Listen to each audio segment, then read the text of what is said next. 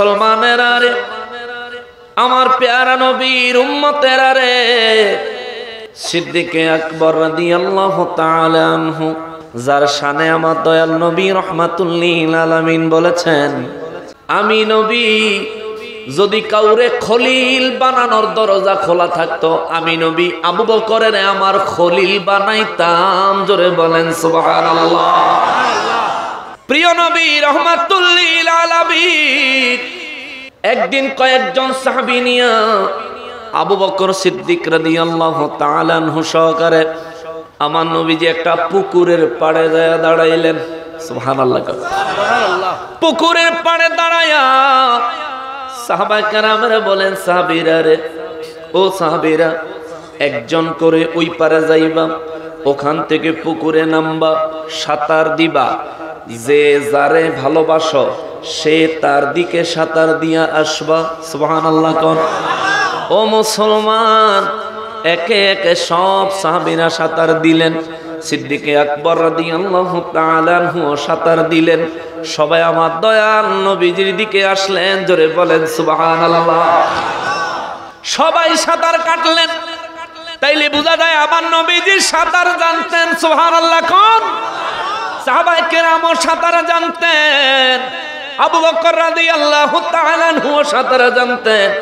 ও কক্সবাজারের মানুষ, আপনারা সমুদ্রের এলাকার মানুষ, আমরা সুযোগ পাইলে মন ভালো করণের লাগা কক্সবাজার আসি, সমুদ্র দেখি, আল্লাহর সৃষ্টি দেখি, দেখে হৃদয় জুড়াই, অন্তর ঠান্ডা করি, নিজের মধ্যে নিজে চিন্তা করি, কত বড় বড় ঢেউ কক্সবাজারের সমুদ্র সৈকতে আসে। মাঝে মধ্যে চিন্তা করি, যদি কলাতলি বিছে আয়া একটা ঢেউ না থাইমা আসতেই থাকে, বাংলাদেশ ধ্বংস হইতে 1 ঘন্টাও লাগতো না। ঠিক নি বাবা? এত বিরাট ঢেউ, কিন্তু কিনারায় এসে অটোমেটিক বিলীন হয়ে যায়। কার হুকুমে? কার দয়া? আমাগরে বাঁচায় রাখছে দয়াটা কার? রব্বুল আলামিনের হাবিব রহমাতুল লিল আলামিন সাঁতার কাটার জন্য সব সাহাবীদেরকে বললেন।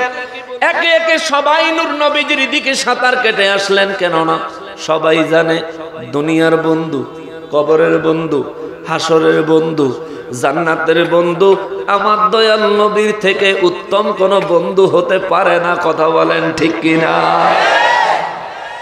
সবাই যখন আসলো, একে একে সবার পালা শেষ হয়ে গেল, বাকি রইল আমার দয়াল নবীজি। সুবহানাল্লাহ। নবীজি কয়, সাহাবীরা তোমরাও সাঁতার দিছো, আমি নবীও সাঁতার দিব। সাহাবায়ে কেরাম বলেন, ইয়া রাসূলুল্লাহ, আমরা তো আপনারে ভালোবাসি, যার কারণে আপনার দিকে সাঁতার দিয়ে আসলাম। আপনারে আমরা আমাদের সবথেকে বড় বন্ধু মনে করি, যার কারণে আপনার দিকে আমরা সাঁতারে কেটে আসলাম। ও দয়াল নবীজি, আপনি কারে বন্ধু বানাইবেন? আপনি কার দিকে সাঁতার দিয়ে আসবেন? নবী বলেন, জিজ্ঞেস করার দরকার কি? এখন সাঁতার দিলে এখনই তো দেখতে পারবা। জোরে বলেন সুবহানাল্লাহ। দয়াল নবীজি রহমাতুল লিল আলামিন পুকুরের ওই পার থেকে সাঁতার দিলেন। সব সাহাবীদেরকে সিরিয়াল দিয়া দাঁড় করাইলেন। আমার নবী কয়, সাহাবীরা রে, এক জায়গায় গোল হয়ে দাঁড়ায়ও না, সবাই ফাঁকা ফাঁকা হয়ে সিরিয়াল দিয়া দাঁড়াও। সবাই সিরিয়াল দিয়া দাঁড়ালেন। আমার দয়াল নবী রহমাতুল লিল আলামিন সাঁতার দিয়া আসতে আসতে হযরতে আবু বকর রাদিয়াল্লাহু তাআলা আনহুর দিকে আইসা আবু বকর রাদিয়াল্লাহু তাআলা আনহুর গলা জড়ায়া আমার নবী তার কপালে চুমু লাগায়া দিছে। জোরে কোন সুবহানাল্লাহ। আল্লাহু আকবার। নবী হলেন আল্লাহর বন্ধু। আমার নবী বলেন, আমি হলাম আল্লাহর হাবিব। আবু বকর হইল আমি নবীর হাবিব। কেমনে এত বড় মর্যাদা কেমনে অর্জন করলো? শুধু তাই না রে বাবাজি, দয়াল নবী রহমাতুল লিল আলামিন একদিন ঘোষণা দিলেন, সমস্ত নবীদের পরে আবু বকর রাদিয়াল্লাহু তাআলা আনহু সমস্ত উম্মতদের মধ্যে, সমস্ত নবীদের পরে সমস্ত উম্মতদের মধ্যে হযরতে আবু বকর সিদ্দিক রাদিয়াল্লাহু তাআলা আনহুর মর্যাদা সবথেকে বেশি আমি নবী ঘোষণা দিলাম। জোরে কন্যা সুবহানাল্লাহ। আদম নবী থেকে শুরু করে প্রিয় নবী রাহমাতুল লিল আলামিন পর্যন্ত, আমার দয়াল নবী রাহমাতুল লিল আলামিন থেকে শুরু করে কিয়ামত পর্যন্ত যত মানুষ আসছেন, যত মানুষ তখন ছিলেন, যত মানুষ এখন আছে, যত মানুষ ভবিষ্যতে আসবে, আমার নবী কয় সমস্ত মুসলমানের মধ্যে আবু বকরের মর্যাদা বেশি আমি নবী ঘোষণা দিলাম। সাহাবীরা কয় হুজুর নবী গো, ও নবী আবু বকরের দিকে আপনি কেন আসলেন? আমার নবী কয় খলিল বানানোর দরজা খোলা নাই, যদি থাকতো আবু বকরের আমি খলিল বানাইতাম, কিন্তু আল্লাহ আবু বকরের আমার সাহাবী আমার সাথী বানায়া দিছে। জোরে কন্যা সুবহানাল্লাহ। ওই সিদ্দিক আকবর রাদিয়াল্লাহু তাআলা আনহু যখন ছোট, মাত্র বাল্য বয়স, ছোট কালে আবু বকর রাদিয়াল্লাহু তাআলা আনহু তার বাবা তার মূর্তি পূজা করার জন্য মূর্তির সামনে লয়ে গেছে। আবু বকর রাদিয়াল্লাহু মুসলমান হওয়ার পরে আমার নবীর দপ্তরে একদিন আনন্দ চিত্তে মূর্তি পূজার গল্প বলতেছিলেন। সিদ্দিক আকবর রাদিয়াল্লাহু তাআলা আনহু কয় নবী গো, আমি যখন ছোট ছিলাম গো নবী, অনেক ছোট ছিলাম, আমার বাবা আমারে লইয়া গেছে বাইতুল্লাহ শরীফের ভিতরে নিয়ে গেছে ওইয়া মূর্তি পূজা করার জন্য। অনেকগুলো মূর্তির সামনে আমারে নিয়ে গেছে, ধরো অনেকগুলো মূর্তির সামনে আমারে নিয়ে গেল।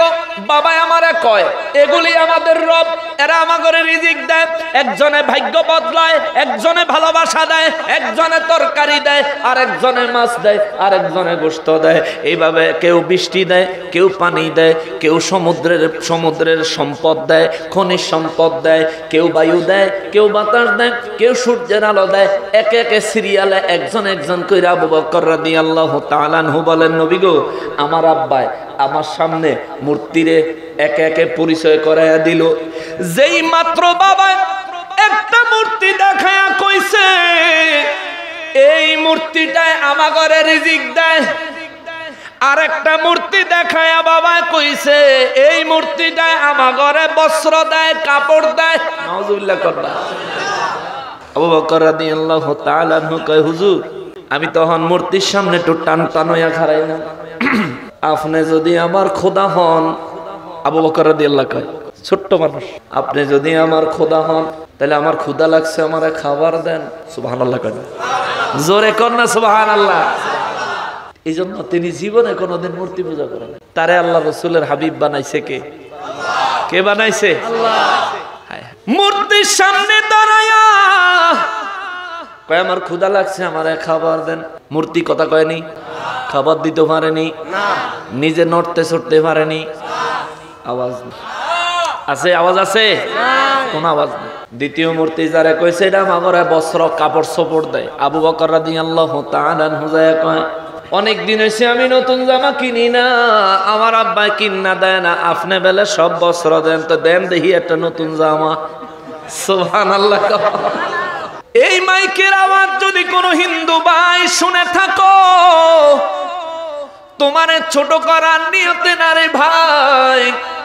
সিদ্দিক আকবর রাদিয়াল্লাহু তাআলা আনহুর মতো তুমিও পারলে কালকে যায় তুমি যেই মূর্তির সারা জীবন পূজা করলা, সেজদা দিলা, খাবার দিলা, মাসে মাসে 12 মাসে 13 পূজা করলা, 33 কোটি মূর্তির পূজায় যে তুমি লিপ্ত হইলা, ওরে আমার ভাই তোমারে অনুরোধ করি তুমি কালকে যায় মূর্তির কইবা সারা জীবন যে তোমার পূজা করলাম, আইও আজকে কিছু খাবার দাও, দেখো ভাই দেয়নি, আবার কইও আজকে কিছু বস্ত্র দাও, দেখবা ভাই নিজেই তো নড়ার ক্ষমতা নাই, আমি কোন ধর্মকে ছোট করার জন্য এখানে বসি নাই।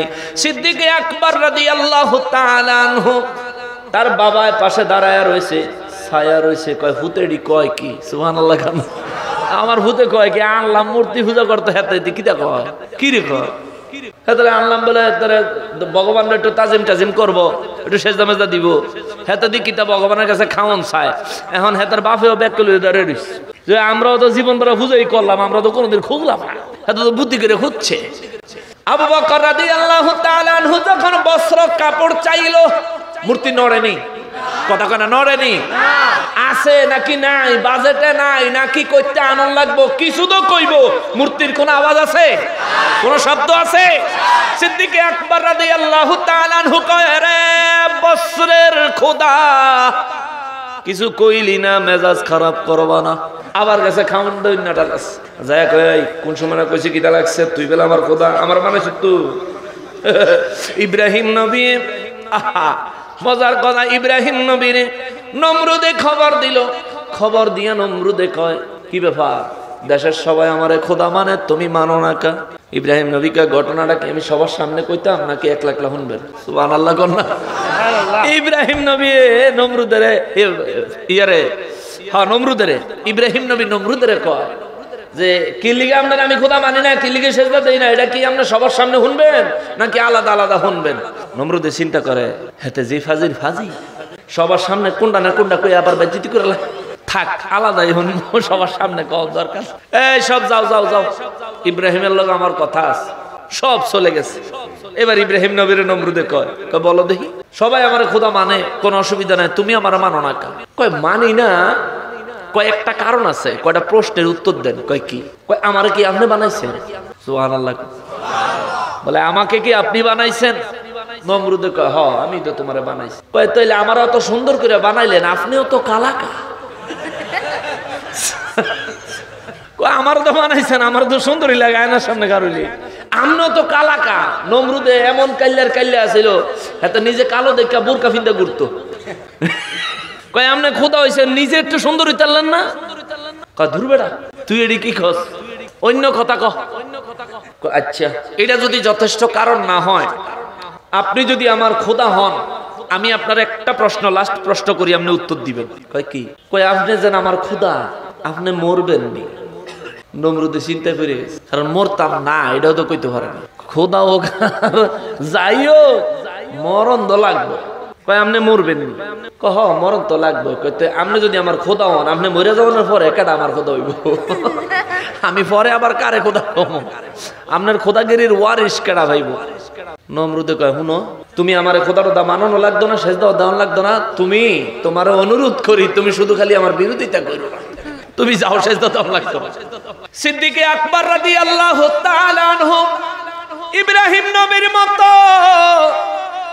মূর্তির সামনে দাঁড়ায়া কয়, আরে অনেকক্ষণ ধরে খানা চাইছি, তুই বেলা খোদা খানা দে, দে খাবার দে, দেয় না। বস্ত্রওয়ালা যেটা কাপড় দেয় কইছে, এটার কাছে গিয়া কয়, এই বস্ত্র দিতে না কইছি, দেও, দেয় না, খবর নাই। সাথে সাথে একটা দুইটা পাথর লইয়া দুইটা মূর্তির নাকে মুখে মারছে। আবু বকর রাদিয়াল্লাহু যেখানে দাঁড়ায়া কথা কইতে লইছিল, উবু তোয়া আবু বকর রাদিয়াল্লাহর পায়ের সামনে মূর্তি সেজদা দিয়া পড়ছে। জোরে কল সুবহানাল্লাহ। পাথর দিয়া মারছে তো, এটা উবুতে ভইরা কল্লা গেছে একদিকে, হাত গেছে আরেক দিকে, ঠ্যাং গেছে আরেক দিকে, সাইয়াদে হেফিসনে বাঁশ একটা দিয়া ঠেলা দিয়ে তুইছে। ওরে খোদা রে, বাঁশ দিয়া ঠেলা না দিলে খোদায় খার হইতেও পারে না, এই খোদায় বলে আমারে খাওন দেয়। হযরতে আবু বকর রাদিয়াল্লাহু তাআলা আনহুর বাবা খপ করে হাতে ধরছেন, তুই কি বুঝছ? লয়া গেছে তার মায়ের কাছে রে বাবা, তার মায়ের কাছে নিয়ে যায়, কয় তোর ফলাই যে কিচ্ছে জানাচ্ছি? কয় কিচ্ছে? কয় বড় বড় দুইটা খোদার গার বেঙ্গালিস, বড় বড় দুইটা খোদার গার। কোনটা কোনটা? কয় যেটা খাওন দেয়, যেটা বস্ত্র দেয়। আবু বকর রাদিয়াল্লাহু তাআলা আনহুর মা কয়, আমার এই কলিজার টুকরা রে দয়া কইরা কিছু কইেন না, কিছু কইেন না, কিছু কইেন না। বলে কেন? বলে আমার কলিজার টুকরা যেদিন ভূমিষ্ঠ হবে, ওই দিন আমি একটা আসমানি আওয়াজ শুনেছি। আওয়াজটা ছিল এইরকম, ইয়া আমাতাল্লাহি আলা তাহকিকি আবশিরি বিল ওয়ালাদি আল আতিকি ইসমুহু ফিস সামাইস সিদ্দিক লিমুহাম্মাদিন সাল্লাল্লাহু আলাইহি ওয়াসাল্লাম লিসাহিব ওয়া রাফিক। চিৎকার দিয়া কোন সুবহানাল্লাহ। আবু বকর রাদিয়াল্লাহু তাআলা আনহুর আম্মা জান কয়, স্বামী রে আমার এই কলিজার টুকরা রে কিচ্ছু কইও না, কিচ্ছু কইও না, কারণ এই ছেলে যেদিন জন্মগ্রহণ করে আমি শুনলাম কে যেন আমার ডাইক্কা কয়, ও গো আবু বকরের মা, ও সন্তানের জননী, আপনি যে সন্তান এখন জন্ম দিচ্ছেন এই সন্তান হলেন আতীক। এই সন্তানের নাম আসমানে হলো সিদ্দিক। এই সন্তানের নাম আসমানে হলো সিদ্দিক, জমিনে হলো আতীক। সুবহানাল্লাহ। কোন আবু বকর রাদিয়াল্লাহু তাআলা আনহু ইসলাম গ্রহণের পরে আমার দয়াল নবীজিরে নিজের বাল্যকালের কথা শোনাচ্ছেন। নবী গো, আমার আম্মা জান আমার আব্বা জানের জবাব দিলেন। আমার আম্মা জানের আমি জন্মের সময় কে যেন নাকি বলেছিল এর নাম দুনিয়ায় হবে আতীক, আসমানে হবে সিদ্দিক। তার নাম আসমানে সিদ্দিক। আসমানের সব ফেরেশতারা সিদ্দিক নামে তারা চিনে। সিদ্দিক অর্থ সত্যবাদী, যিনি সব সময় সত্যি কথা বলে। আতীক অর্থ মুক্ত, মুক্ত। আতীক মানে হলো মুক্ত। আমার নূর নবী রহমাতুল্লিল আলামিনের দপ্তরে হযরতে আবু বকর রাদিয়াল্লাহু তাআলা আনহু জিজ্ঞাসা করে, নবী গো, সিদ্দিক মানে তো সত্যবাদী, আপনি আমার এই উপাধি দিয়েছেন, ইয়া রাসূলুল্লাহ, তাইলে আতীকের অর্থ কি? নবী বলেন মুক্ত। হুজুর যদি দয়া করে একটু বুঝাইয়া দিতেন। আমার দয়াল নবী রহমাতুল্লিল আলামিন কয়, আনতা আতীকুম মিনান নার, তুমি হইলা ওই আতীক যার জন্য জাহান্নামের আগুন হারাম। সুবহানাল্লাহ। তুমি আতীক মানে হচ্ছে তোমার জন্য জাহান্নামের আগুন হারাম। কার ভালোবাসায়?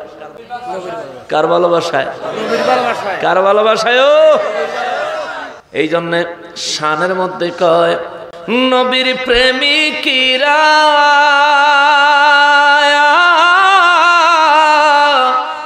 দিশেহারা মরণের ভয় করে না, প্রেম তো মরে না।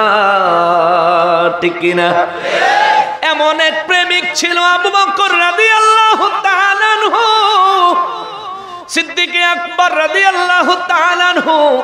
তিনি বলেন, নবী গো, আমি তখন ছোট ছিলাম, আমি যখন মূর্তি ভাঙ্গা দিলাম আমার আম্মা জানের কাছে গিয়া বললেন, আমার আম্মা জান বলেন, আমার আম্মা জান আমারে ভূমিষ্ঠ করার সময়, প্রসব করার সময় কে যেন আম্মারে ডাইকা বলছে আমি নাকি আতীক। ও নবী, আপনার কাছ থেকে আতীকের অর্থ বুঝলাম। কে যেন বলেছিল আসমানে আমার নাম হলো সিদ্দিক। এখন কালকা দেখবেন বাতিল ফেরকারা এই চকরিয়া এই মগবাজার ঘুরবো আর কইব সিদ্দিক আকবর আবু বকর রাদিয়াল্লাহু তাআলা আনহুরে সিদ্দিক উপাধি দিছে। আমার নবী মেরাজ থেকে আইসা নকশবন্দি কয়ে গেল হেরবেলে জন্মের সময় আসমানে বেলে তার নাম সিদ্দিক আছিল। ব্যাপারটা কেমন উল্টা পাল্টা কয়ে গেল। মুসলমানের ওরে মুসলমান, আমার পেয়ারা নবীর উম্মতিরা রে, কথা যে কইলাম নিজের থেকে বানায়া কই না। ইরশাদুস সারি শারহে বুখারী ৮ নম্বর খণ্ডের ৩৭০ পৃষ্ঠার মধ্যে সিদ্দিক আকবর রাদিয়াল্লাহু তাআলা আনহুর জন্মের কথাটা ওইটা আসছে। চিৎকার দিয়া কোন সুবহানাল্লাহ। প্রিয় নবী রাহমাতুল লিল আলামিনের দরবারে আবু বকর রাদিয়াল্লাহু তাআলা আনহু যখন কইল, নবী গো, আমার আম্মা জন্মের সময় আওয়াজ শুনছে, কে যেন কইছে আমি নাকি আতীক, কে যেন বলছে আসমানে বেলে আমার নাম সিদ্দিক। সাথে সাথে জিবরাইল আমিন দয়াল নবীর দপ্তরে হাজির হয়ে গেছে। সুবহান। জিবরাইল আমিন আয়া কয়, সাদাকা সাদাকা আবু বকর ওয়া হুয়া সিদ্দিক। নবী গো, এতক্ষণ আবু বকর নিজের জন্মের যেই ঘটনাটা কইল, আমি জিবরাইল সাক্ষী, সে সত্যি কথা বলেছে। সুবহানাল্লাহ। জোরে জোরে সুবহানাল্লাহ, আরো জোরে। এই জন্য মুরব্বীর একটা কথা কয়, যেই ছাও উড়ে, ছাও মানে বাচ্চা আর কি, পাখির যেই বাচ্চা উড়ে ওরা বাসাতেই ধড়পড় করে, উড়ো শিখার আগেই সে বেশি নড়াচড়া করে। আর মানুষ যখন হেদায়েতের রাস্তা ধরবে তখন এই ছোট থাকতেই ওগরে দেখলে, ওদের চাল চলন আচরণ বিধি দেখলে বোঝা যাবে যে এটা ঠিক রাস্তা যাইব। আর নাহলে বাচ্চা থাকতে পোলাপান দেখলে বোঝা যাইব সে সঠিক সিরাতাল মুস্তাকিমের রাস্তায় যাবে কি যাবে না। কিন্তু এইভাবে বাচ্চাদের আচরণ বিধি ঠিক করার দায়িত্ব হলো আমরা যারা বড় আছি আমাদের। আমরা তাদেরকে সঠিক ইসলামী শরীয়ত মোতাবেক জীবন যাপন করার সমস্ত সুন্নাত নিয়মগুলো তাদেরকে আমরা শিক্ষা দিতে হবে, ঠিক কিনা বলো? বাচ্চাদেরকে পরহেজগার বানাইতে চান? জোরে বলেন চান? এখানে খুব কম মানুষ আছেন যাদের বাচ্চা নাই, কিংবা যারা অবিবাহিত তাদের নাই। যারা বিবাহিত তাদের মধ্যে খুব কম মানুষ আছেন যাদের বাচ্চা নাই। ম্যাক্সিমাম মানুষের আল্লাহ সন্তান নামক নেয়ামত দিছে, আলহামদুলিল্লাহ বলেন। এই বাচ্চাগুলারে পরহেজগার বানাইতে চান? কথা কয় না। এই বাচ্চাদেরকে পরহেজগার বানাইতে চান? যেটি বিয়ে করে নাই হেডিকে বাচ্চা তো নাই, ওই কমুকিতা। আরে বেটা তুই বিয়ে করতি না? আল্লাহ যদি দয়া করে তোমারও তো নেয়ামত দিব। সন্তান যে কত বড় নেয়ামত রে, যেই দিন হাতে পাইবি সেদিন বুঝবি, ঠিক কিনা বলেন? হাতে না ফেলে বুঝতি না, এটা হলো হাতে হাতে প্রমাণ। সন্তান যদি পরহেজগার বানাইতে চান, আমার নবী বলেন তারা ছোট্টবেলা থেকে 3টা আদর্শ শিক্ষা দাও। সুবহানাল্লাহ বলেন। কয়টা আদর্শ? জোরে বলেন, আরো জোরে। এই 3টা কথা মনে রাখা আজকে বাড়ির যাইতে রাজি আছেন? রাজি আছেন? দাইলামি শরীফের 262 পৃষ্ঠায় আমার নবী বলেন, আদিবু আওলাদাকুম সালাসা খিসালিন, তোমরা তোমাদের বাচ্চাদেরকে 3টা আদব শিক্ষা দাও। 3টা আদব, 3টা আদব। নবী গো কি কি? আমার নবী বলেন, 1 নম্বরে হুব্বে নবীকুম, 1 নম্বরে আমি নবীর ভালোবাসা বাচ্চাদেরকে শিক্ষা দাও। চিৎকার দিয়া পড়েন সুবহানাল্লাহ। সন্তানের কোরআন শিখানোর আগে নবীর ভালোবাসা শিখাইতে হবে। আমার নবীজি ঘোষণা দিলেন আল্লাহু আকবার। কিন্তু দুঃখের বিষয় হলো আমাদের দেশের মৌলভী সাহেবদেরকে হেলিকপ্টার দিয়ে নিয়ে আসবেন, লক্ষ লক্ষ টাকা দিয়ে নিয়ে আসবেন, বড় করে প্যান্ডেল করবেন। দেখবেন মগবাজারে কোনো মানুষ বাড়িতে নাই, সব ওই মাহফিলে যায় বয়ে থাকবো। আর হুজুর ওয়াজ কইরা কইব নবীরে ভালোবাসলে জান্নাত পাওয়া যাইব, এমন কোন দলিল কোন হানে নাই। জোরে বলেন নাউজুবিল্লাহ। হায় হায়, আমির হামজা সাহেব এটা কইছিল। হেমি আবার কয়দিন পর পরে এক একটা নতুন নতুন ফতুয়া ডেলিভারি দেয়। এটা কওনের পরে একবার কইছে কি, এই যে পুরাতন তাফসীর, এই তাফসীরের কিতাব চলতো না, নতুন করে বলে তাফসীর বানান লাগে। জোরে বানান, পুরানডি চলতো না, নতুন করে বানান লাগবো। আমার কইতে মন সারে বাদাইমা, তুই পারলে 1 লাইনের তাফসীর কইরা দেখা, ঠিক কিনা বলেন? একটা এত তাফসীর কইরা দেখা, পুরান তাফসীরের ফর্মুলা বাদ দিয়া নিজে নিজে একটা করে দেখাও। আবার কয়দিন আগে করোনার ভিত্তি দিয়ে এটা পাগল হয়ে গেছে। করোনা ওনার আগে কইছে বাংলাদেশে করোনা আইতো না, যদি করোনা আইয়ে তাহলে বেলা আল্লাহর কোরআন মিথ্যা হয়ে যাবে। হে মুসলমান, হয়তোবা কালকে অনেকে কইবা আমি গীবত করে গেছি। যাদের কথার দ্বারা ইসলামী শরীয়তে আঘাত আসে, মুসলমানের ঈমান ধ্বংস হয়, তাদের বিরুদ্ধে কথা বলা গীবত না, তাদের বিরুদ্ধে কথা বলা প্রত্যেক ঈমানদারের জন্য ফরজ। আবু জাহেলের বিরুদ্ধে কোরআন শরীফে বক্তব্য দিছে কে? আবু লাহাবের বিরুদ্ধে কোরআন শরীফে বক্তব্য দিছে কে? তাব্বাত ইয়াদা আবি লাহাবিন ওয়া তাব্ব।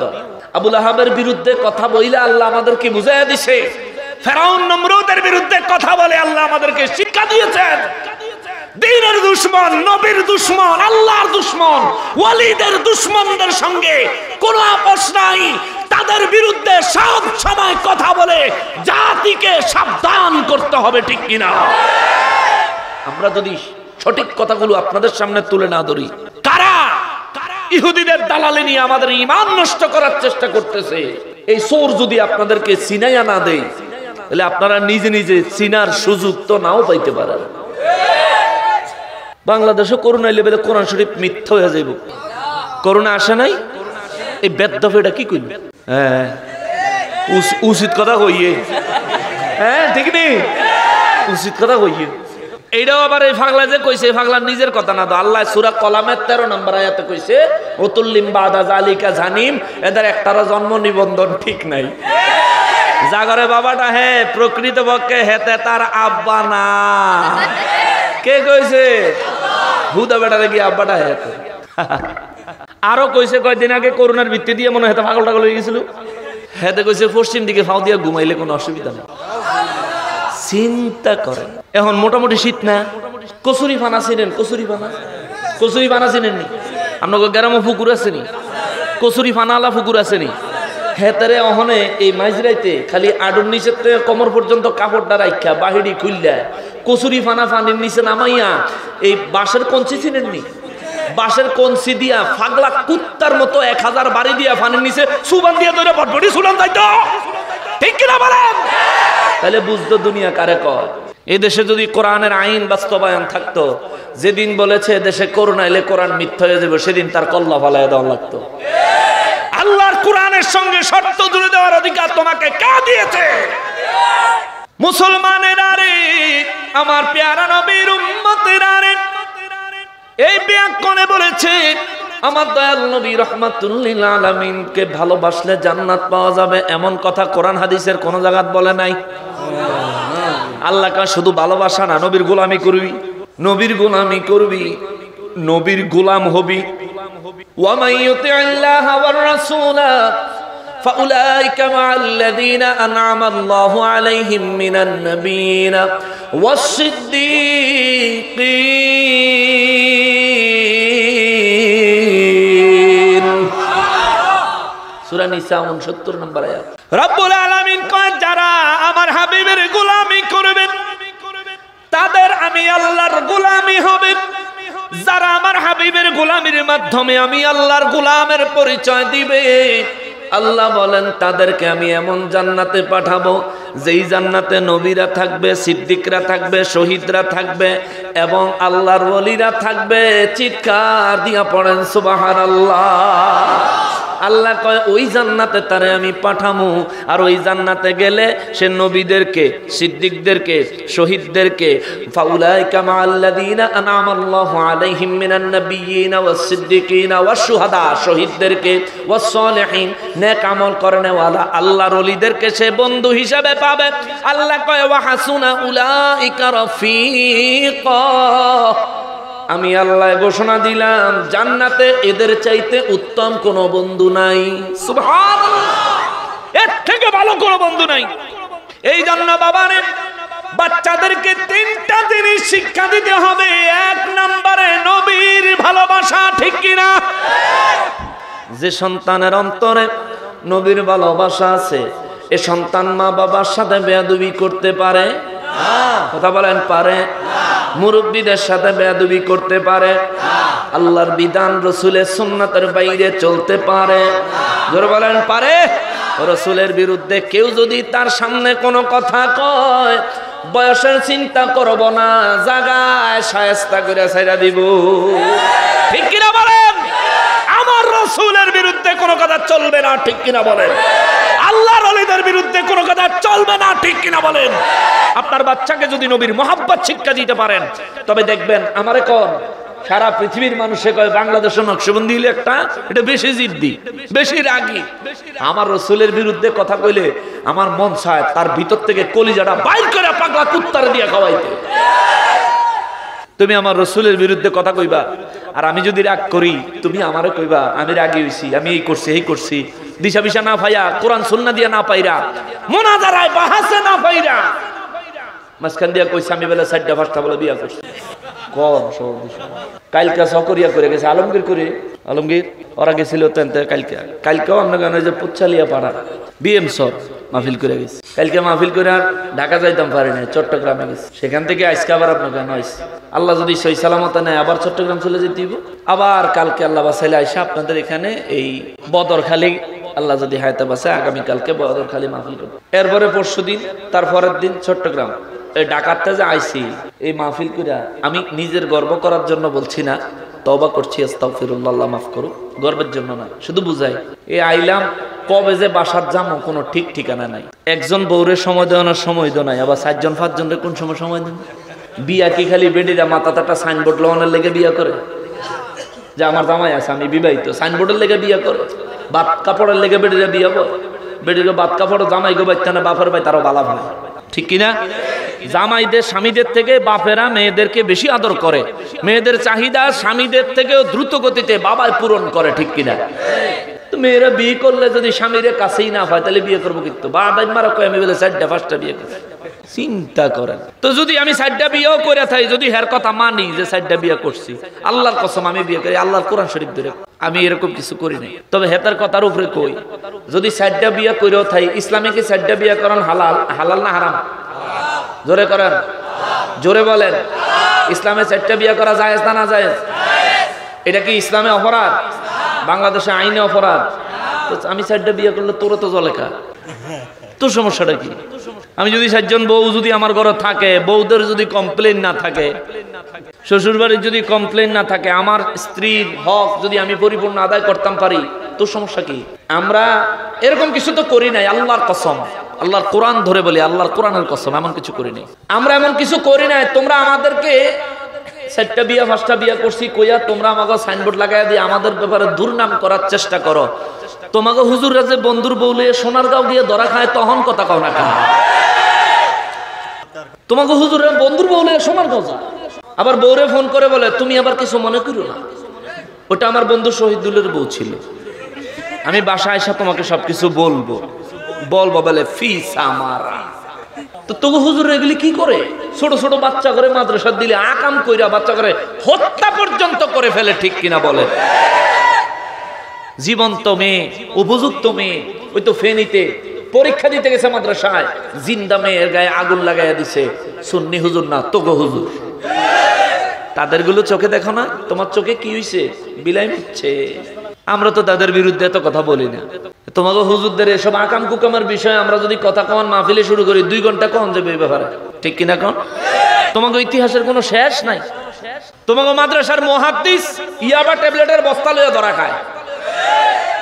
রাউজান মাদ্রাসার মুহাদ্দিস ইয়াবা ট্যাবলেট ব্যাগের ভিতরে লইয়া তেলের পাম্পে যায়, আবার এই ব্যাগ কিনারে রাখা নামাজ পড়ে। ডিবিএ নামাজ অবস্থায় গিয়ে হেতারে ধরছে, হেতাগো নামাজ।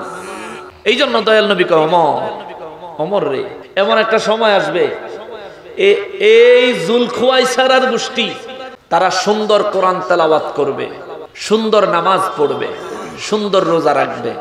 ওমর কত সুন্দর জাননি? ওমর রাদিয়াল্লাহু তাআলা আনহু বলে, ইয়া রাসূলুল্লাহ, জানি না, আপনি বলেন। আমার নবী বলেন, ওমর, তাদের নামাজ দেখলে তুমি ওমর নিজের নামাজকে তাদের নামাজের কাছে তুচ্ছ মনে হবে। জোরে কন্যা নাউজুবিল্লাহ। এত সুন্দর নামাজ তারা পড়বো। এখন দেখছেন না ইয়াবা ট্যাবলেটের বস্তা লইয়া কি সুন্দর নামাজ পড়তেছে, হ্যাঁ? অথচ সুন্নি কোন আলেম কখনোই দেশ বিরোধী, রাষ্ট্র বিরোধী, সমাজ বিরোধী, জাতির ক্ষতি হয়, ধর্মের দিক থেকে ইবাদত বন্দেগীর ক্ষতি হয়, কোন মানুষের কষ্ট হয়, এমন কোন কাজ কখনোই একটা মাত্র দল সুন্নিরা এমন কিছুই করে নাই, ঠিক কিনা বল? শহীদ মিল্লাত নুরুল ইসলাম ফারুকী রহমাতুল্লাহি আলাইহির শাহাদাতের পর আমরা সারা বাংলাদেশে হরতাল বাস্তবায়ন করেছিলাম। একদিন হরতাল দিয়েছিলাম, ওই হরতালে কোনো অ্যাম্বুলেন্স আটকাই নাই, কোনো সাধারণ মানুষের গাড়ি ভাঙি নাই, কোনো মানুষকে রাস্তায় কষ্ট দেই নাই, মারধর করি নাই, আক্রমণ করি নাই। শান্তিপ্রিয় হরতাল কারে কয় আমরা সেদিন দেশ এবং জাতিকে দেখাইয়া দিছি।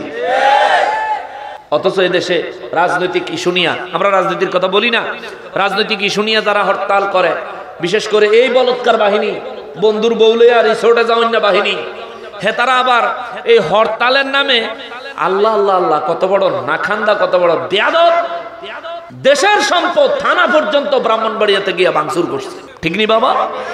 অথচ নবীজি বলছেন, হুব্বুল ওয়াতন মিনাল ঈমান, তোমার জন্মভূমিকে ভালোবাসা, তোমার দেশকে ভালোবাসা, এটা তোমার ঈমানের অঙ্গ। জোরে কন্যা সুবহানাল্লাহ।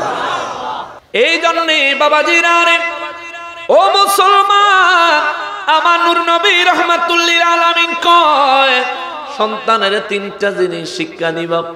1 নম্বরে নবীর ভালোবাসা, আমি নবীর মহব্বত, আমি নবীর ভালোবাসা তোমার সন্তানের শিক্ষা দিবা। নবী গো দিলে কি হবে? আমার দয়াল নবী বলেন, আমি নবীর আদর্শ যে সন্তানের চরিত্রে থাকবে, তার মুখে মিথ্যা কথা আসবে, সে কাউকে ওজনে কম দিবে, সে কাউকে ঠকানোর চিন্তাও করবে। আমার নবী বলেন, উম্মতেরে, এরে উম্মত, তুমি যদি তোমার সন্তানেরে, তুমি যদি তোমার বাচ্চারে আমি নবীর মহব্বত শিক্ষা দাও।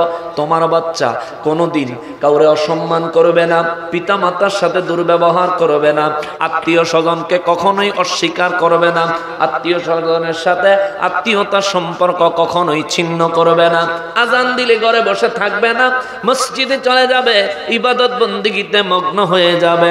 আমি নবীর প্রেমের জন্য যদি কেউ আইসা বলেন নবীর জন্য তোমার জীবনটা প্রয়োজন, বিনা প্রশ্নে বিনা দ্বিধায় তার জীবন আমি নবীর জন্য দিয়া সে জান্নাতের বাসিন্দা শহীদি মর্যাদা লাভ করবে। কথা বলেন ঠিক কিনা? দয়াল নবী রাহমাতুল লিল আলামিন কয়, এক নম্বরে নবীর মহব্বত, দুই নম্বরে ওয়াহুব্বে আহলে বাইতিহি। সুবহানাল্লাহ। আহলে বাইতের মহব্বত, আহলে বাইতের ভালোবাসা বাচ্চারে তুমি শিক্ষা দিবা। হযরতে আলী, হযরতে ফাতেমা, হযরতে ইমাম হাসান, হযরতে ইমাম হুসাইন রাদিয়াল্লাহু তাআলা আনহুম আজমাইন, ইনারা হলেন আহলে বাইত। নবী কয় তাগরে ভালোবাসতে শিক্ষা দাও। ও বাবা, যে ব্যক্তি আহলে বাইতের ভালোবাসে ওই ব্যক্তি কোনোদিন ইয়াজিদের রাদিয়াল্লাহ বলতে পারেনি।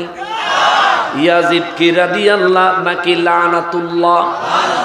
জোরে বলেন, আরো জোরে বলেন। ইয়াজিদ যদি রাদিয়াল্লাহ হয়, ইবলিস শয়তানের ডবল রাদিয়াল্লাহ, ঠিক কি না? ইয়াজিদ যদি রাদিয়াল্লাহ হয়, ইবলিস শয়তান ডবল রাদিয়াল্লাহ। শয়তানে আদম নবীর সাথে বেয়াদবি করেছে, আহলে বাইত হত্যা করে নাই।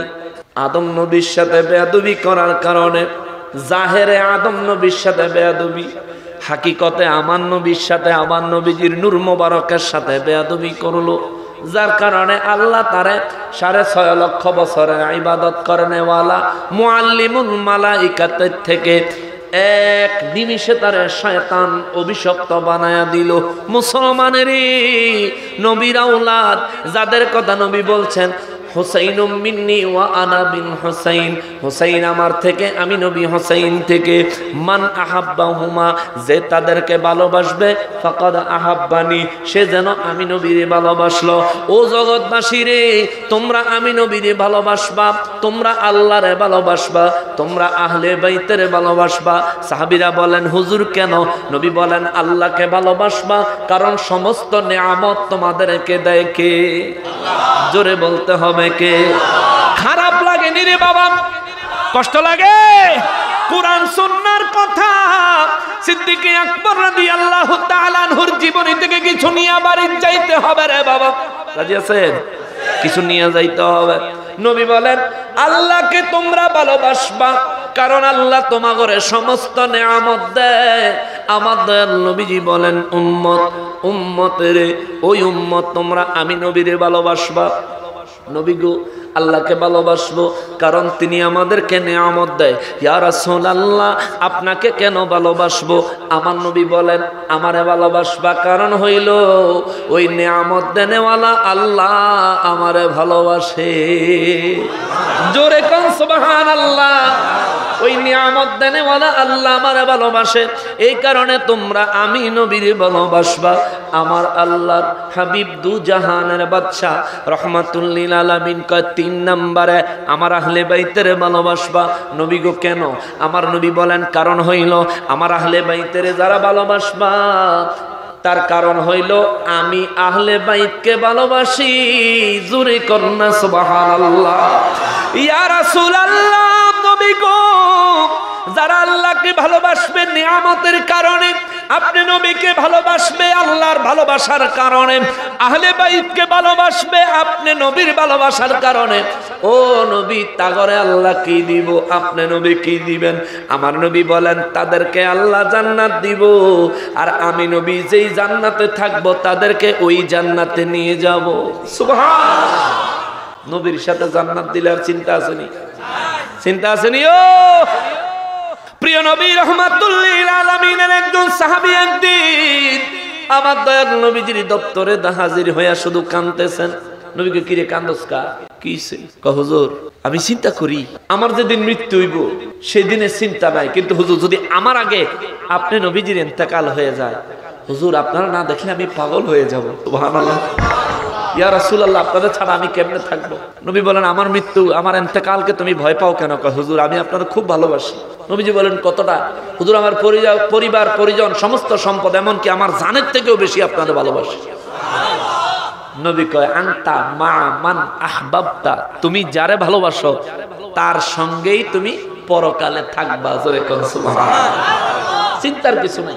এই জন্য পেয়ারা নবী রাহমাতুল লিল আলামিন দাইলামি শরীফের 262 পৃষ্ঠায় কয় সন্তানেরা কয়টা জিনিস শিক্ষা দিবেন? কয়টা? এক নম্বরে নবীজির মহব্বত, নবীজির ভালোবাসা। 2 নম্বরে আহলে বাইতের ভালোবাসা। আপনারা আছেন নি? কথা কইলে কি একটু কষ্ট হয়নি? জবান দিছে কে? শুকর আদায় করবো কার? রিজিক দেয় কে? শুকর আদায় করবো কার? আমাদের শরীরে শক্তি দেয় কে? তাহলে শুকর আদায় করবো কার? যে বোবা তারে বোবা বানাইছে কে?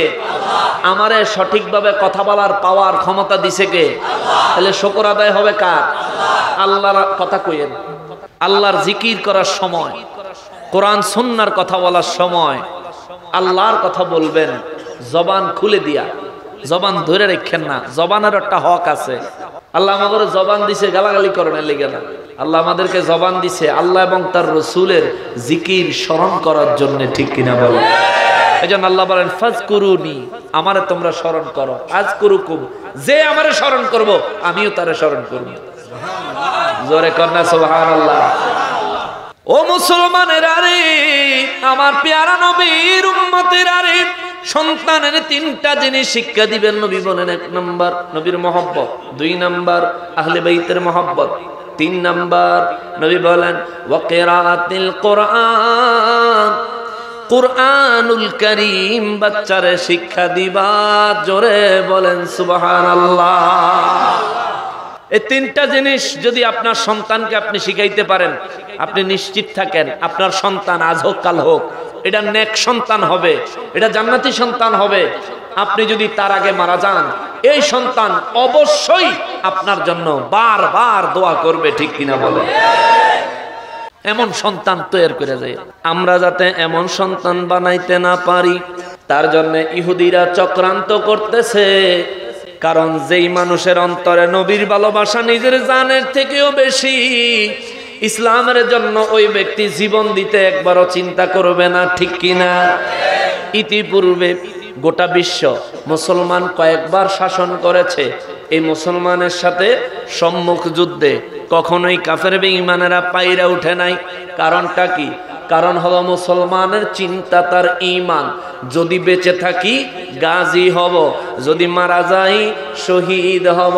বেঁচে থাকলেও আল্লাহ সম্মানী বানাইব, ইন্তেকাল করলেও আমার আল্লাহ সম্মানী বানাইব। জোরে বলেন সুবহানাল্লাহ। এই জন্য মুসলমানদের সঙ্গে কখনোই ইহুদি খ্রিস্টান বেঈমানেরা, চক্রান্তকারী মুনাফিকেরা কখনোই ইমানদারদের সঙ্গে কোনো যুদ্ধ করে পারে নাই। যার কারণে আন্তর্জাতিক চক্রান্ত চলতেছে এখন আমাদের দেশেও। আন্তর্জাতিক চক্রান্ত হইল মানুষের অন্তর থেকে নবীর ভালোবাসা উঠাইতে হবে। উঠানোর রাস্তা হইল কিছু মৌলবী সাহেব টুপি মাথার দিয়া জুব্বা পরাইয়া তাদের পকেটে মোটা অঙ্কের টাকা দিয়া তাগরে বসায়া দিতে হবে। তারা চ্যানেলে বসবে, তারা মাহফিলে যাবে, যায়া তারা বয়ান করব, জাতিরে বুঝাইব নবীর ভালোবাসা জরুরি বিষয় না, নামাজ পড়াটাই জরুরি বিষয়। জোরে কর নাউজুবিল্লাহ। আরে নামাজ জরুরি বিষয়, নবীর ভালোবাসা তার থেকেও জরুরি বিষয়, ঠিক কিনা বলেন? যার অন্তরে নবীর ভালোবাসা নাই তার নামাজ কবুল হওয়ার কোনো সম্ভাবনা আছে নাকি? জোরে আছে নাই? এই নবীর ভালোবাসা নষ্ট করার জন্য এই মৌলবীদেরকে বসাইয়া দিল। ওই যে আমির হামজার মতো মৌলবী সাহেব ডেলিভারি দিল, নবীর ভালোবাসলে জান্নাত পাওয়া যাবে এমন কোন দলিল কোরআন হাদিসের কোনো হানে নাই। জোরে কর নাউজুবিল্লাহ। এবার আয়ান আহলে বাইতের ভালোবাসা দেখেন, আমাদের বাচ্চাদেরকে আমাদের সমাজ নষ্ট করার জন্য কিভাবে তারা চক্রান্ত করতেছে।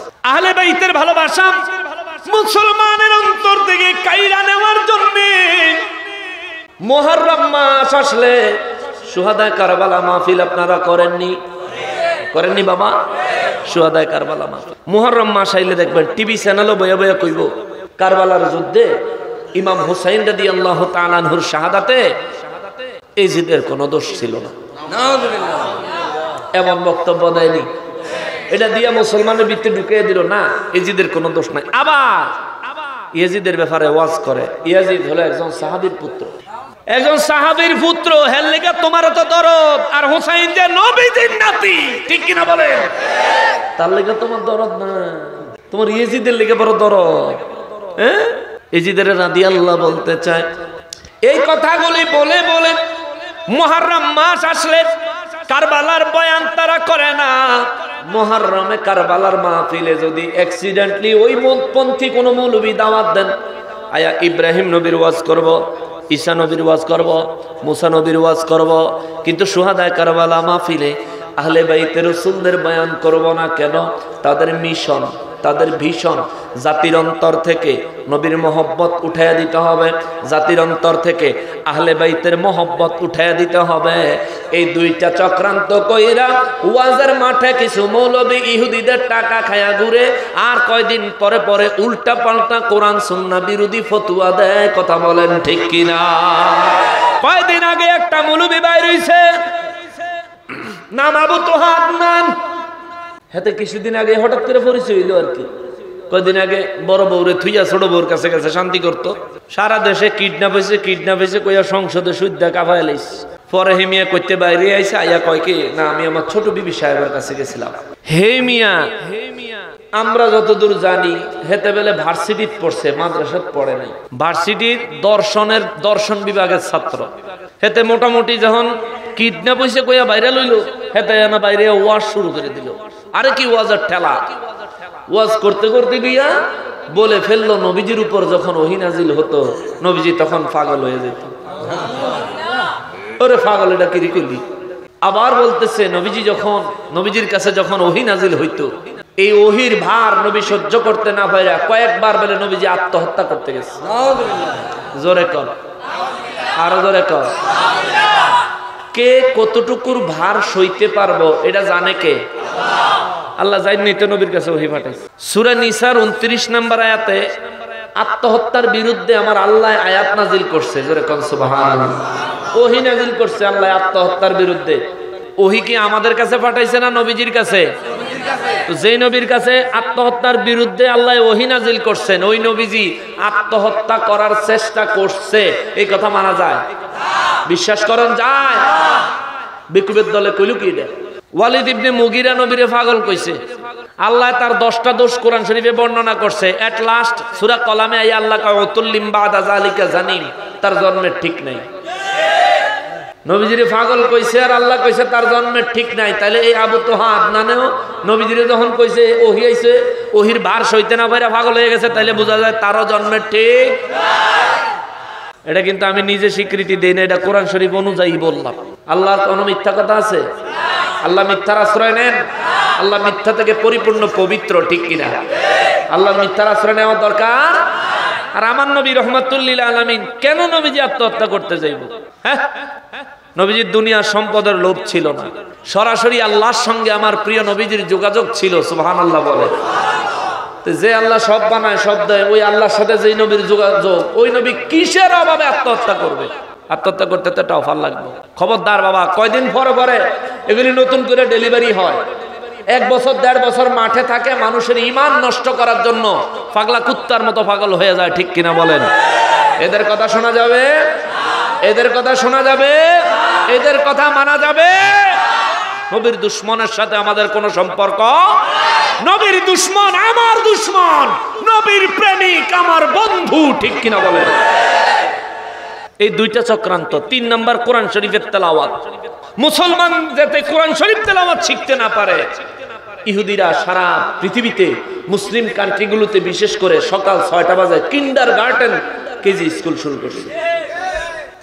মক্তবের টাইম সকালবেলা 6টা বাজে, এই সময় কেজি স্কুল শুরু করে। বাচ্চার মক্তবে যাওয়ার সুযোগ পাইল না। আরে আমরা মক্তবে কোরআন তেলাওয়াত শিখছি। ও হুজুর রিজিগান, এখন মুরব্বীরা আছে এই বাইগরে জিগান, আমরা সব কোরআন তেলাওয়াত শিখছি মক্তবে। এখনকার সময় মক্তবের টাইম ফলাবেন, মক্তবে যাইতে পারে না। আর আমার আম্মা জানেরাও ডিজিটাল হয়েছে। কেজি স্কুলে গেলে রাইতে 4টা বাজে উঠতে রুটি বানায়, অসুবিধা নাই। মক্তবে যাওয়ানোর সময় ফজরের নামাজও পড়ে না, যা সকাল হয়ে গেছে, যা। যা, একদিন যায় 3 দিন যায় না, ঠিক নি মামা? অথচ কেজি স্কুলে না পড়াইলে আল্লাহ হিসাব নিত না, কিন্তু কোরআন তেলাওয়াত না শিখাইলে আল্লাহ হিসাব নিবে। হিসাব নিব বাবা, হিসাব দেওয়ান লাগবে। আপনি বাপ হইছেন, আপনি মা হইছেন, আপনার বাচ্চাকে কোরআন তেলাওয়াত শিক্ষা না দিলে আল্লাহর কাছে আপনি জবাবদিহিতা করতে হবে। কেজি স্কুলে পড়ায়েন না, আমি এমন কথা বলি না। আপনার সন্তানকে উচ্চ শিক্ষা দেওয়ার জন্য কেজি স্কুলে পড়ান, কিন্তু যেই স্কুল সকাল 6টায় মক্তবের টাইমে শুরু হয় ওই স্কুল বাদ দেন। যে স্কুল মক্তবের টাইম শেষ হলে সকাল 9টায় শুরু হয়, 10টায় শুরু হয়, 8টায় শুরু হয়, ওই সব স্কুলে বাচ্চা ভর্তি করেন। উচ্চ শিক্ষা অর্জন করুক, দরকার আছে, কিন্তু কোরআন শিক্ষা বন্ধ করে নয়, ঠিক কিনা বলেন? উচ্চ শিক্ষা অর্জন করা দরকার আছে, কোরআন শিক্ষা বন্ধ করে নয় বাবা। এটা ইহুদিদের চক্রান্ত। এ মুসলমানেরা রে, আমার পেয়ারা নবীর উম্মতেরা রে, নূর নবী রাহমাতুল লিল আলামিনকে সিদ্দিকে আকবর রাদিয়াল্লাহু তাআলা আনহু এমন পরিমাণে ভালোবাসতেন, তাবুকের যুদ্ধে যাবেন আমার দয়াল নবী রাহমাতুল লিল আলামিনের উপর আল্লাহর নির্দেশ আসলো তাবুকের যুদ্ধে যেতে হবে। তাবুক হলো একটা জায়গার নাম, সিরিয়ার একটা জায়গার নাম হলো তাবুক। সিরিয়ার বাদশা ছিল খ্রিস্টান, সিরিয়ার অধিপতি ছিল খ্রিস্টান। এই খ্রিস্টানদেরকে মদিনা মুনাওয়ারার মুনাফিকেরা, মদিনা মুনাওয়ারার খ্রিস্টানেরা, মুনাফিক আর খ্রিস্টান একত্র হইয়া ওই সিরিয়ার বাচ্চারে মুসলমানদের বিরুদ্ধে খেপায়া তুলছে, যে মুসলমানরা তোমাদেরকে ধ্বংস করে দিবে পরিকল্পনা করতেছে। এই কথা শুনি না সিরিয়ার বাচ্চা নিজে যুদ্ধের জন্য হাজার হাজার সৈনিক লইয়া প্রস্তুত হইল। আমার দয়াল নবীজির কাছে খবর আসলো, প্রিয় নবীর উপর আল্লাহ বিধান দিলেন, নবী গো, ও নবী, সিরিয়া বিজয়ের জন্য তাবুকের যুদ্ধ পরিচালনা করতে হবে। আমার দয়াল নবী রাহমাতুল লিল আলামিন সব সাহাবীদেরকে ডাকলেন, ডাইকা বলে, সাহাবীরা রে, ও সাহাবীরা, তাবুকের যুদ্ধে যাওয়া লাগবে। তাবুকের যুদ্ধের জন্য তোমাদের কাছে কার কাছে কি আছে? আমি নবীর কাছে আল্লাহর ওয়াস্তে সদকা করো, দান করো। এমন একটা সময় তখন মদিনা মুনাওয়ারায় চলতেছিল দুর্ভিক্ষ। এমন এক সময় একটা খেজুর 2 জনে ভাগ করে খাইতো। সুবহানাল্লাহ। এমন সময় তাবুক যুদ্ধের নির্দেশ আসছে। নির্দেশ দিছে কে? এটা ঈমানের পরীক্ষা। সুবহানাল্লাহ। নবীজি বলেন, সাহাবীরা রে, ও সাহাবীরা, কার কাছে কি আছে দাও। উসমান গনি রাদিয়াল্লাহু তাআলা আনহু বলেন, নবী গো, আমার যত সম্পদ আছে আমার সম্পদের অর্ধেক তাবুকের যুদ্ধের জন্য আল্লাহর রাসূলের চাদরে দান করে দিলাম। অর্ধেক সম্পদ দিয়ে দিছে। আল্লাহু আকবার বলেন। আর আমরা এমন মুসলমান হইছি, পয়সা হইছে হজে যাইতে চায় না, টাকা হইছে ঠিক মতন যাকাত দিতে চায় না, ঠিক কিনা বলেন? আমরা মুসলমান হইছি। কে বলে আপনারে মুসলমান? খালি নামের মুসলমান হলে কাজ হবে? আপনি যাকাত দেন বছরে একবার রমজান মাস আইলে। যাকাত দেওয়ার বিধান তো রমজান মাসে না। আপনি আজকে যদি ইসলামী শরীয়ত মোতাবেক পরিবারের ভরণ পোষণ দেওয়ার পর থাকার বাসস্থানের ব্যবস্থা করার পরে এখন যদি আপনার কাছে ৮০,০০০ টাকা সম্বল থাকে, আজকার থেকে আপনি যাকাতের নেসাবের মালিক। এই আজকাল ৯ জানুয়ারি, আবার আগামী বছর ৯ জানুয়ারি আসলে আপনি সব টাকা হিসাব করে দেখবেন। তখনও যদি আপনার কাছে অন্তত ৮০,০০০ টাকা, বেশি যাই থাকুক, যদি অন্তত ৮০,০০০ টাকাও আপনার কাছে জমা থাকে, আপনি তখন শতকরা ২.৫ টাকা হিসাব করে যাকাত দিয়ে দিতে হবে। এটা ইসলামে যাকাতের বিধান। আমাদের দেশে রমজান মাস আইলে, রোজ আর ঈদ আইলে ফাড়াফাড়ি লাগিয়ে দেয়, মাইক দিয়া ঘোষণা দেয়, দেশে দেশে খবর দেয়, পত্রিকা খবর দেয়, দিয়া করে কি ১৫০ টাকা দামের কাপড় দেয় বেডি করে, আর ৭০ টাকা দামের লুঙ্গি দেয় বেটা করে। এটি একবার 2 বার 3 বার ধুইলে পরে গাম ছাপতানো পাতলা হয়ে যায়, পিন্দনের আর জোগাড় থাকে না, ঠিক কিনা? কে কইছে আপনার এই পণ্ডিতি করে এমনি যাকাত দিতেন? যাকাত তো এভাবে দেওয়ার বিধান নয়। যাকাত দিব কেন? যাতে মুসলমান সমাজে গরিব মানুষ না থাকে, ঠিক কিনা? যারা গরিব অসহায়, তাদের অসহায়ত্ব যেন দূর হয়। কিন্তু দেখা যায় আমাদের দেশে যাকাত দেয় প্রত্যেক বছর ওই একই ব্যক্তিরা প্রতি বছর বছর যাকাত নেয়। কেন? আমাদের দেওয়ার সিস্টেম ঠিক নাই। আপনার কাছে 1 লাখ টাকা যাকাত আসছে, আপনি 100 জনের দিতে হবে এমন বিধান না তো। আপনি 1 লক্ষ টাকা দিয়া প্রয়োজনে একজন যাকাত খাওয়ান না, একজনের আইন না, তার 1 লক্ষ টাকা দিয়া কিছু একটা করে স্বাবলম্বী করে দেন, যে তুমি আর যাকাতের জন্য যাইও না। প্রতি বছর একটা এলাকার থেকে যদি একজন হয়, এই এলাকায় কি একজন মানুষ জাকাতের মালিক? একজন না, তো কয়েকজন আছে।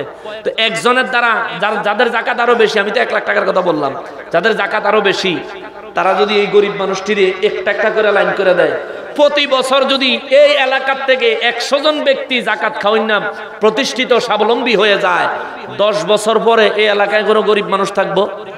কতক্ষণ থাকবো? থাকতো না। কিন্তু আমরা দেখা যায় জাকাত দিতেই আছি, গরিব গরিবই রয়েছে, ধনী ধনী রয়েছে, ঠিক কিনা কর? এই জন্য জাকাতের বিধান এটা না। আমার দয়াল নবীজি সাহাবায়ে কেরামের জমানায় আমি যেভাবে বললাম এভাবে জাকাত দিতেন।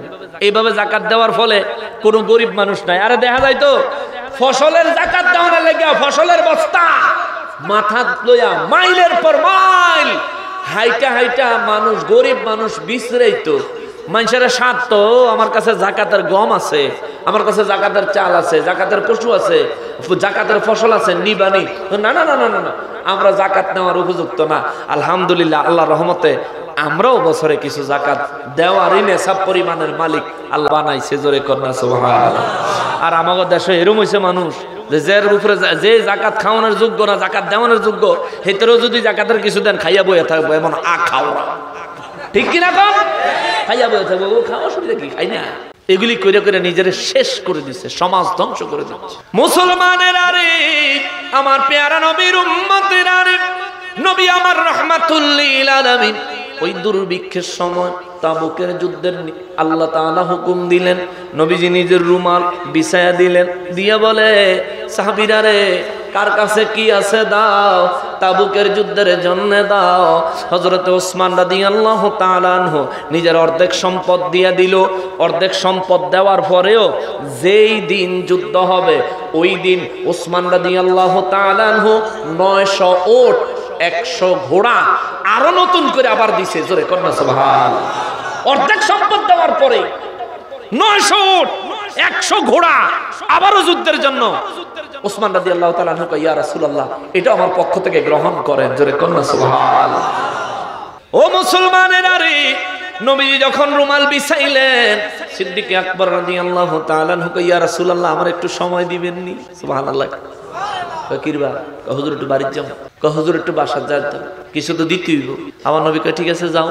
বাড়িতে গেছে, গিয়া বিছনা, এই তোষক, গায়ে দেওয়ার জন্য যে চামড়ার কম্বল ছিল, কম্বল, পাতিলা, জগ, মগ, চামচ, তারপরে এই পানি রাখার কলস, এক কথায় ঘরের ভিতরে যা ছিল সব কিছু একসাথে কইরা আমার দয়াল নবীজির দপ্তরে হাজির করছে। ইয়া রাসূলুল্লাহ, আমার কাছে আর নাই, নবীকে এইটুকুই আছে, গ্রহণ করে ইয়া রাসূল। আমার দয়াল নবীজি যখন তাকায়া দেখে পানির জগ, পানির মগ, প্লেট, বাটি, পাতিল সব দেখা যায়। নবীকে, আবু বকর, ও আবু বকর, দেখা যায় এখানে তো সবই নিয়ে আইছো, পরিবারের জন্য কি রেখে আইছো? সিদ্দিক আকবর রাদিয়াল্লাহু তাআলা আনহু কয়, নবী গো, আমার যা ছিল দুনিয়ার সম্পদ সব আমি নবীজির চাদর মোবারকে দান করে দিলাম। পরিবারের জন্য ঘরে আল্লাহ এবং তার রাসূলকে রেখে আসলাম। সুবহানাল্লাহ, আল্লাহ এবং তার রাসূলকে রেখে আসলাম।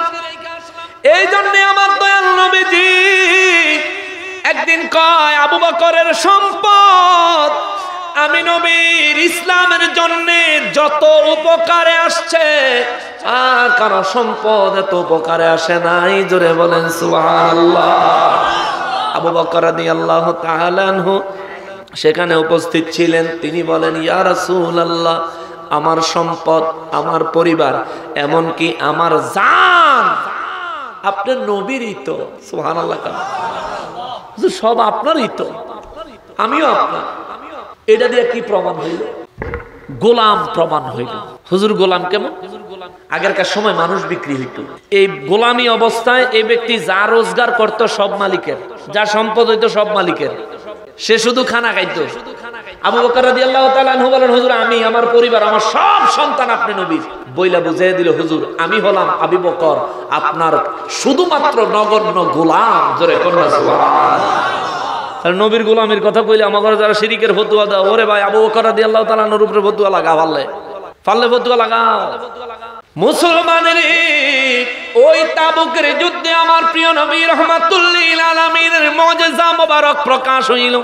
তাবুকের ময়দানে সব যায় হাজির হইল, যায় দেখে একটা কূপ আছে, কূপের মধ্যে পানির জন্য যখন বালতি ফেললো, অনেক নিচে সামান্য পানি আছে, কিন্তু হাজার হাজার সাহাবী, একটা সাম্রাজ্যের বাদশার বিরুদ্ধে যুদ্ধ, বুঝেন তো, হাজার হাজার সাহাবী, তাদেরও হাজার হাজার সৈনিক।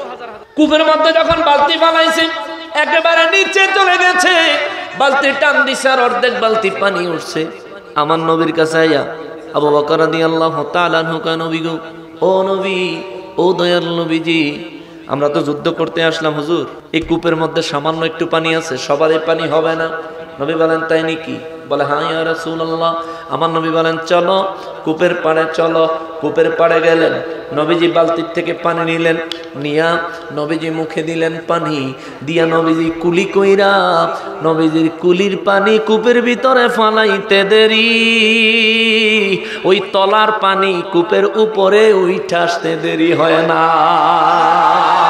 আল্লাহু আকবার, ইয়া রাসূলুল্লাহ, জিন্দাবাদ জিন্দাবাদ। আমার নবী চিনেন, নবীর প্রেম বুঝে, প্রিয় নবী রাহমাতুল লিল আলামিনের সঙ্গে সেদিন যুদ্ধে যাওয়ার জন্য মুনাফিকেরা অর্ধেক রাস্তা থেকে ফিরে আসছে। অনেক মুনাফিক যাইতেই অস্বীকার করেছে। মুসলমানেরই ও আমার পেয়ারা নবীর উম্মতেরা রে, সিদ্দিকে আকবর রাদিয়াল্লাহু তাআলা আনহু আমার নবীজিরে বড় ভালোবাসতেন। নবীর ওই ভালোবাসার কথা আমার আল্লাহ কোরআনুল কারীমে সূরা তাওবার 40 নম্বর আয়াতে কয়, ও জগৎবাসীরা রে, ওই তাবুক যুদ্ধের কথা আল্লাহ কয়, ইল্লা তানসুরুহু ফাকাদ নাসারাহুল্লাহু ইযা আখরাজাহুল্লাযীনা কাফারু সানিয়া ইসনাইনি ইয হুমা ফিল গারি ইয ইয়াকুলু লিসাহিবিহি, চিৎকার দিয়া কোন সুবহানাল্লাহ। রব্বুল আলামিন মুনাফিকদেরকে লক্ষ্য করে কয়, নবী গো, ও দয়াল নবীজি, মুনাফিকদেরকে বইলা দেন, ও মুনাফিকের দলেরা রে, আমার হাবিব দু জাহানের বাদশা রাহমাতুল লিল আলামিনের যদি ইল্লা তানসুরুহুম, যদি তোমরা তারে সাহায্য নাও করো, তাতে আমার নবীর কিচ্ছু আসে যায় না। তার কারণ হইল ফাকাদ নাসারাহুল্লাহ, আমি আল্লাহ আমার হাবিবের সাহায্য করি। সুবহানাল্লাহ, আমি আল্লাহ আমার হাবিবের সাহায্য করি। তোরা সাহায্য করলেই কি আর না করলেই কি, আল্লাহ কয়, শোন, আমার হাবিবেরে আমি তোমাদের সঙ্গে থাকলেও সাহায্য করি, একা থাকলেও সাহায্য করি। আল্লাহ কয়, ইজ আখরাজাহুল্লাযীনা কাফারু সানিয়া ইসনাইনি ইয হুমা ফিল গারি, আমার হাবিব যখন কেবলমাত্র দুইজন, আমার হাবিব এবং তার বন্ধু, তার সাহাবী হযরতে আবু বকর রাদিয়াল্লাহু তাআলা আনহু লইয়া আমার বন্ধু যখন পাহাড়ের গুহায়, তখনও আমি আল্লাহ আমার হাবিবের যেমনি ভাবে সাহায্য করছি তাবুকের যুদ্ধে তেমনি ভাবে সাহায্য করব। তোমরা সাহায্য করলে তোমাদের লাভ, না করলে তোমরাই বেঈমান হইবা, জাহান্নামের বাসিন্দা হইবা। আমি আল্লাহ এবং আমার রাসূলের কিছু আসে যায় না। জোরে বলেন সুবহানাল্লাহ। রব্বুল আলামিন হালকার উপর ঝাপসা কইরা হুমকি দিয়া দিল। সুবহানাল্লাহ। মুনাফিকদের হুমকি দিয়া দিল, হালকার উপর ঝাপসা, সাহায্য করতি না, তাতে কি হইছে, আমি আল্লাহ সাহায্য করব। সুবহানাল্লাহ। পেয়ারা নবী রাহমাতুল লিল আলামিনের সাহাবীরা কয়, হুজুর আল্লাহ সাহায্য করব। আল্লাহ কেমন সাহায্য করছে?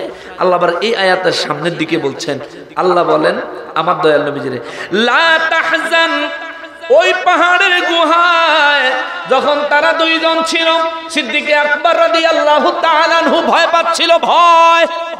ভয় পাওয়ার কারণ আছে, দুইজনে পাহাড়ের গুহায় ঢুকলো।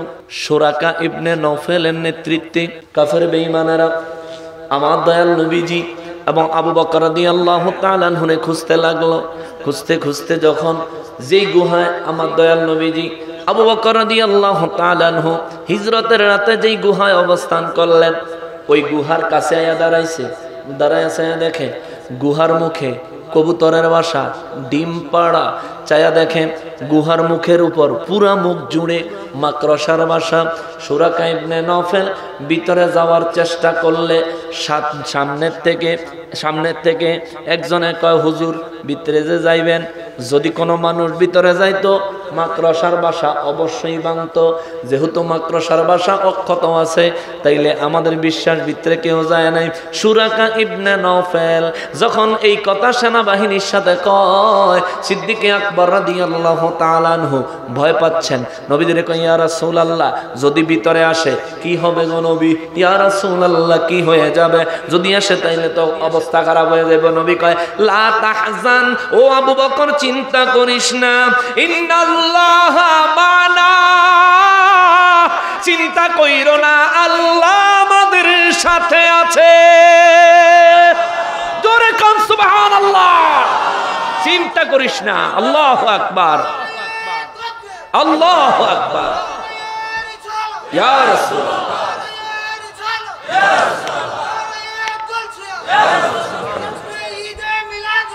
জিন্দাবাদ, জিন্দাবাদ। আবু বকর রাদিয়াল্লাহু তাআলা আনহু নবী কয়, লা তাহজান, চিন্তা করো না, ইন্নাল্লাহা মা'না, নিশ্চয়ই আল্লাহ আমাদের সাথে আছে। সুবহানাল্লাহ। তাবুকের যুদ্ধের সময় মুনাফিকেরা প্রিয় নবী রাহমাতুল লিল আলামিনের সঙ্গ ছাড়ার কারণে আমার আল্লাহ মুনাফিকদেরকে দৃষ্টান্ত দেয় আর হুমকি দেয়। আমি আমার হাবিবের আবু বকরের পাহাড়ের গুহার ভিতরে যেভাবে সাহায্য করছি এইভাবে সাহায্য করবো। সুরাকা ইবনে নফেল যখন দেখলো, যখন সেনাবাহিনী কইল ভিতরে কেউ থাকলে এই মাকড়সার বাসা তো ভাঙতো, যেহেতু ভাঙে নাই সেহেতু বোঝা গেছে ভিতরে কেউ নাই। সুরাকা ইবনে নফেল সেনাবাহিনীর ধাক্কা দিয়া ফালাইয়া নিজে ভিতরে যাওয়ার জন্য যখন নাকি চুকি দিছে, পাহাড়ের গুহাটা দাঁড়ায় থাকলে ভিতরে দেখা যাইতো না, মাথাটা নোয়া যখন ভিতরের দিকে তাকাইছে, গোড়ার পিঠে থাইকা মাথা নোয়া যখন তাকাইছে, ভিতরে আমার দয়াল নবীজিরে দেখলো, আবু বকর রাদিয়াল্লাহু তাআলা আনহুরে দেখলো। আবু বকর রাদিয়াল্লাহু তাআলা আনহু চিন্তায় বেবুর হয়ে গেল। আমার দয়াল নবীজি রাহমাতুল লিল আলামিন আল্লাহর কাছে সাহায্য চাইলো। জোরে কোন সুবহানাল্লাহ। পাথরের পাহাড়, পাথরের পাহাড়, ওই পাথরের পাহাড়ের উপরে সুরাকা ইবনে নফেল ঘোড়া লইয়া দাঁড়ানো। নবীজি যখন আল্লাহর কাছে সাহায্য চাইলো, পাথরের ভিতরে ঘোড়ার 4টা পা ঢুকে গেল। জোরে কোন সুবহানাল্লাহ। ঘোড়ার পেটটা একবারে জমিনের লগে লেগে গেছে, এইভাবে 4টা পা ভিতরে ঢুকে গেছে। সুরাকা ইবনে নফেল ওই ঘোড়ার উপরে থাইকা চিৎকার দিয়া কয়, নবী গো, ও গো দয়াল নবীজি, আমি জানি আপনি সত্যি নবী, আজকে আমার এই ঘটনার পিছনে আপনার বদদোয়া লাগছে। ইয়া রাসূলুল্লাহ, আমি জানি নবী গো, দয়া করে আপনি একটু দোয়া করেন, আল্লাহ যেন আমার এখান থেকে ছাইরা দেয়। যদি আমি এখান থেকে বাঁচতে পারি, চইলা যাবো ডাইরেক্ট মক্কায়, কোনোদিন আপনার ক্ষতি করার জন্য আসবো না। আমার নবীজি তার জন্য দোয়া করলো, আল্লাহ তারে মাফ কইরা দেন। আল্লাহ তারে মাফ করলো, পাহাড়ের পাথর তারে ছাইরা দিল। সে বাইর হইয়া, বর্ণনায় আসছে হিজরতের ঘটনায় তারিখুল খুলাফা কিতাবের মধ্যে পাওয়া যায়, এই সুরাকা ইবনে নফেল পাহাড়ের গুহার থেকে বেরিয়ে যায়। ফিরত যাওয়ার সময় যতজন মক্কাবাসী কাফেরের সাথে দেখা হয়েছে সবাইরে কইছে, আমি ওদিকে গিয়ে দেখাইছি, ওদিকে তারা নাই। জোরে কন্যা সুবহানাল্লাহ।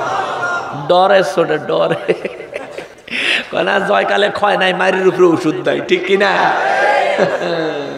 রব্বুল আলামিন বলেন, ও জগৎবাসীরা রে, আমার হাবিব রাহমাতুল লিল আলামিনের সাহায্যকারী হিসেবে আমি আল্লাহ যথেষ্ট।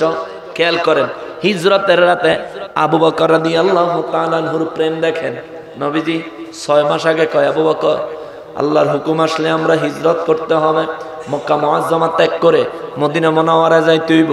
6 মাস আগে কইছে, 6 মাসের মধ্যে কোন রাত আবু বকর রাদিয়াল্লাহু তাআলা আনহুর পিঠ বিছানায় লাগায় নাই, কানটা দরজার সাথে লাগায়া 6 মাস সারা রাত দাঁড়ায়া ছিল।